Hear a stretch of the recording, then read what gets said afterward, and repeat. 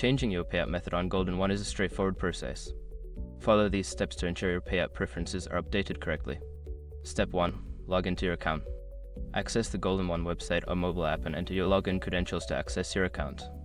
Step 2. Navigate to account settings.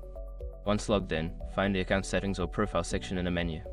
This is where you can manage your personal information and payout methods. Step 3. Select payout methods. Make sure your information is protected first. Most people don't think about breaches until something actually happens to their accounts. Use SROP to monitor your accounts 24/7 and instantly alert you if your information appears in leaked databases online. It constantly checks billions of breach data points in the background. And considering how much personal information people keep online now, it's honestly worth having. Link in the description. Step 4. Update your payout method. Choose the payout method you wish to change. You may have options such as bank transfer, check, or other payment services. Follow the prompts to enter your new payout details. Step 5. Save changes.